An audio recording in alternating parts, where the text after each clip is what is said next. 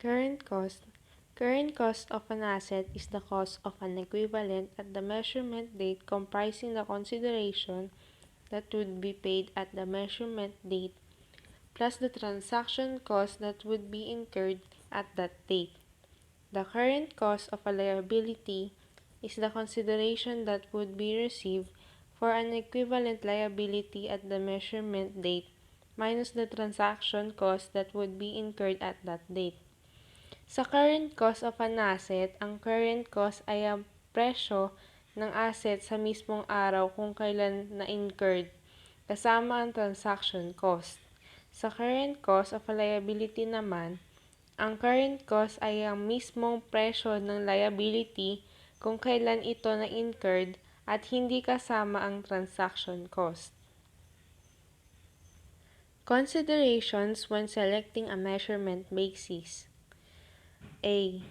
The nature of information provided by a particular measurement basis. Example ng mga measurement basis ay historical cost, current cost, realizable value at present value. B. The qualitative characteristics, the cost constraint, and other factors. Information provided by particular measurement basis. Measuring an asset at historical cost may result in the subsequent recognition of depreciation or impairment. Kapag historical cost, may kasunod itong depreciation or impairment. Measuring an asset or liability at historical cost or current cost does not result to gain or loss on initial recognition unless the asset is impaired.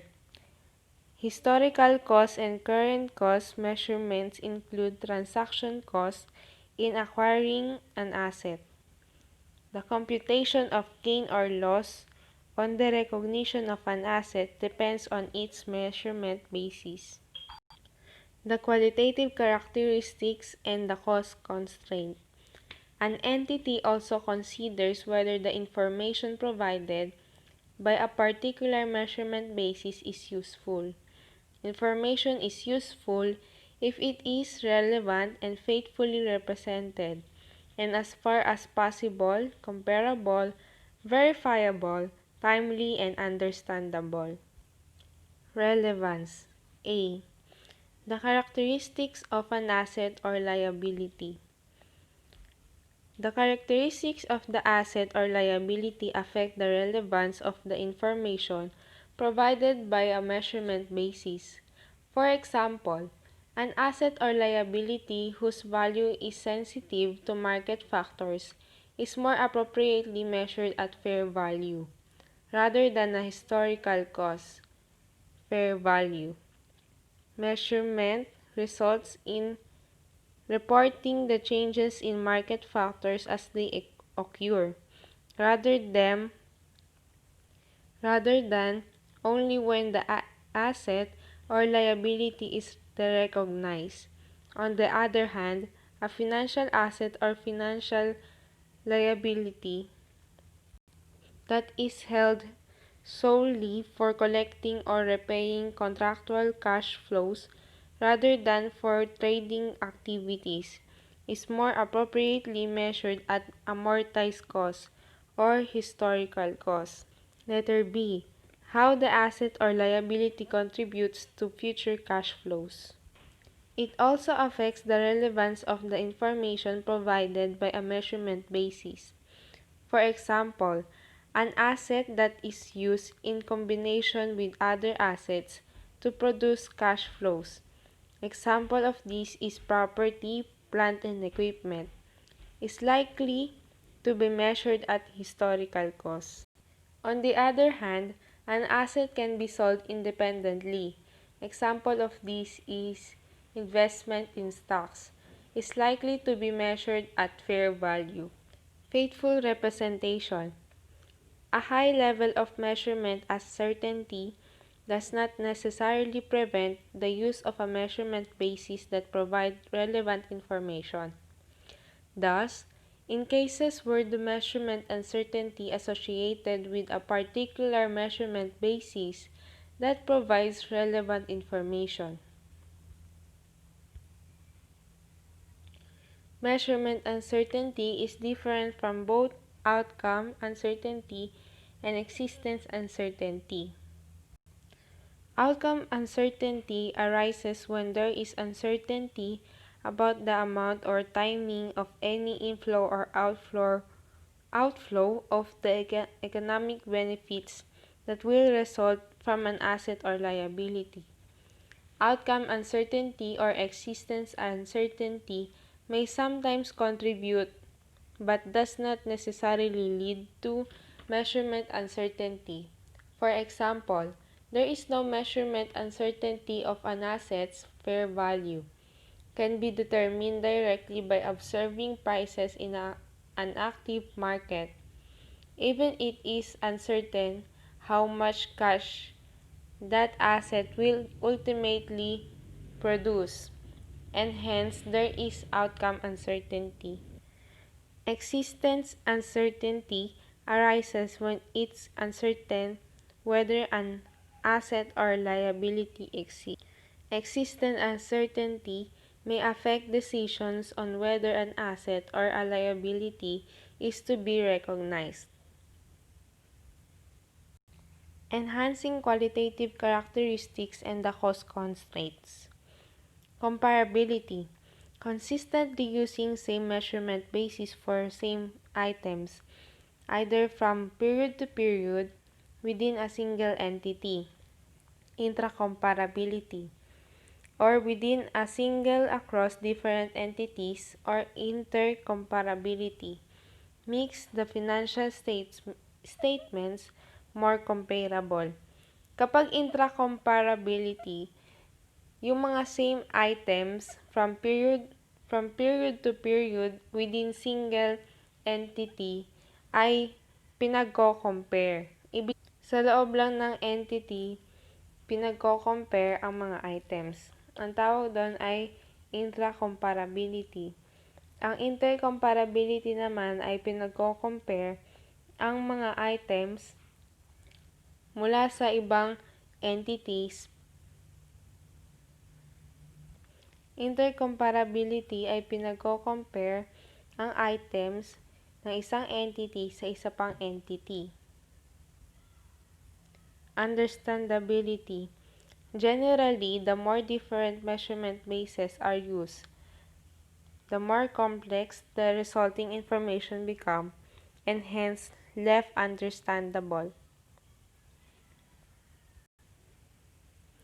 Kapag maraming measurement bases na magkakaiba, posible na hindi ito madaling maintindihan at hindi siya madaling maunawaan. Verifiability. Using measurement bases that result in measures that can be independently corroborated either directly or indirectly enhances verifiability. Kung ang measure ay hindi mapapatunayan, ang explanatory information ay should be disclosed. Factors to initial measurement. A. Transactions in which the transaction price is affected by related party relationships or by financial distress of one of the parties. B. Receipt of donation from another party or a grant from the government. C. Incurrence of a liability that is imposed by law or a penalty for an act of wrongdoing. More than one measurement basis. In the most cases, the use of different measurement bases is applied in such a way that a single measurement basis is used in the statement of financial position and statements financial performance, and B. Additional information is disclosed in the notes for different measurement bases.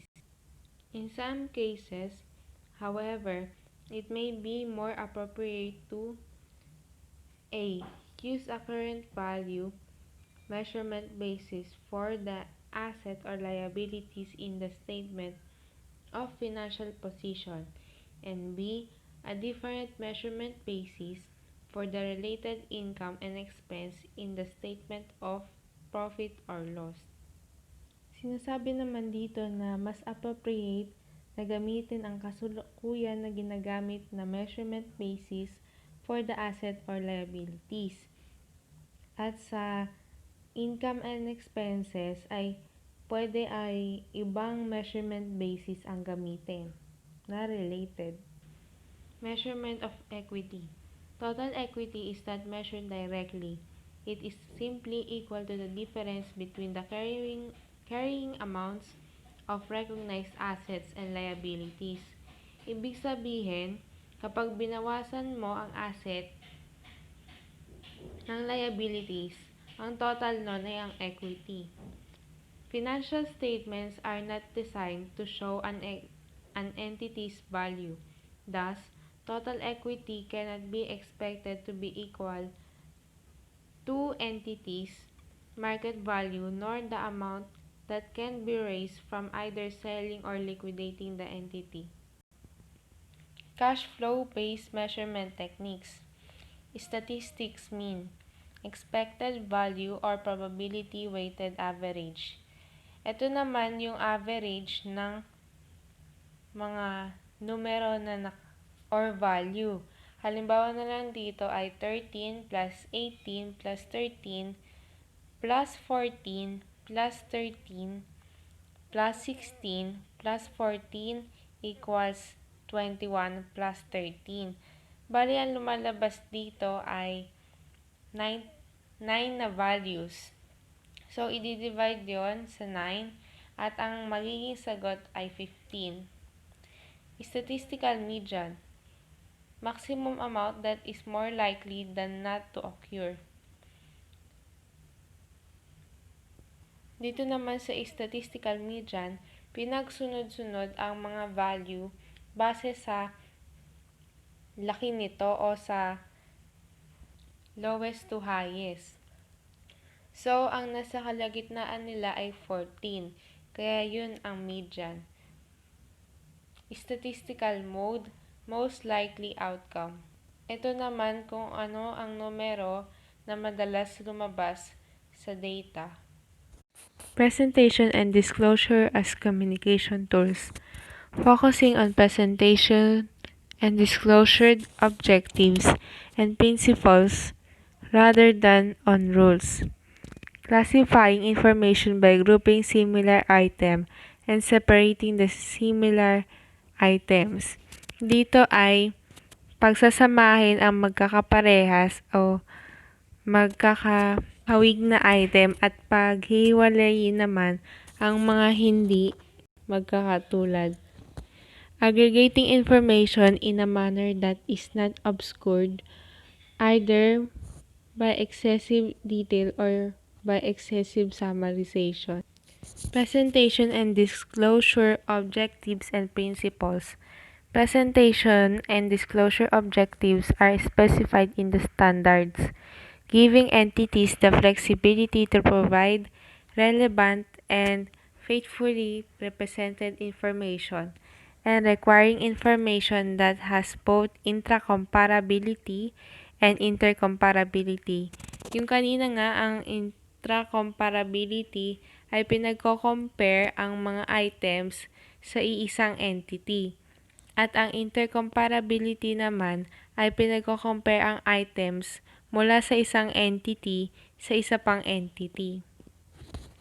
Effective communication also requires the consideration of the following principles. Entity-specific information is more useful than standardized descriptions, also known as boilerplate. Ibig sabihin, yung mas detailed na information ay mas useful. Duplication of information is usually unnecessary as it can make financial statements less understandable. Yung pagdodoble ng information ay hindi na kailangan kasi nga mas lalo siyang hindi maiintindihan at posibleng malito ang pag-understand ng isang information. Classification refers to the sorting of asset, liability, equity, income, and expense, need similar nature, function, and measurement basis for presentation and disclosure purposes. Sa classification ay pinagsama-sama ang asset, ang liability, equity, income, and expense. Ibig sabihin, ginugroup na sila sa 5 grupo. Classification of assets and liabilities. Classification is applied to an assets or liabilities selected until of account. However, it is sometimes necessary to apply classification to higher level of aggregation and then sub-classify the components separately. For example, sa asset, ang posibleng maging sub ay cash or PPE at iba pang klase ng asset. Offsetting occurs when an asset and liability with separate units of an account are combined and only the net amount is presented in the statement of financial position. Offsetting is generally not appropriate because it combines the dissimilar items. Ang offsetting daw ay hindi appropriate dahil pinagsama nito ang hindi magkakatulad na items. Classification of equity. Equity claims with different characteristics may be classified separately. For example, a corporation's equity may be classified into share capital, retained earnings, and other components. Classification of income and expenses. A. Profit or loss. B. Other comprehensive income. Aggregation is the adding together of assets, liabilities, equity, income, or expense that have shared characteristics and are included in the same classification. Sa aggregation naman ay pinagsama ang assets, liabilities, equity, income, or expense na may kaparehas na classification. Concepts of capital and capital maintenance. Financial concept of capital. Capital is regarded as invested money or invested purchasing power. Capital is synonymous with equity, net assets, or net worth. Ang financial concept of capital ay ang mismong pera na ininvest sa business. Physical concept of financial capital. Capital is regarded as the entity productive capacity, unit of output per day. Yun naman yung kung gaano ka-produktibo ang isang entity. Sa financial capital, may dalawang naka-under dito. Isa ang nominal at isa ang constant purchasing powers. Nominal cost. Profit represents the increase in nominal money capital over the period. Increases the price of assets held over the period, also called holding gains, are conceptually profit, but are conceptually recognized as such only when the assets are disposed of. Constant purchasing powers. Profit represents the increase in invested purchasing power over the period. Only the portion of the increase in prices in excess of the increase in the general level of price is regarded as profit. The remainder is treated as capital maintenance adjustment. Physical capital. Price changes are treated capital maintenance adjustments that are part of equity and not as profit. Capital maintenance adjustments. Accordingly, these items are included in equity as capital maintenance adjustments or revaluation reserves. Story. Manong magbabalot sells balot. One morning, Manong had 100 pesos. Manong that amount to buy balot. cook the balut, and sell them. At the end of the day, Manong had 240 pesos. Question number 1. If Manong money uses the financial capital maintenance concept or measured nominal monetary units, how much profit did Manong earn? Assume Man did not eat any of his baluts. The answer is 140 pesos. 240 is the net assets ending and minus 100 net assets or the beginning.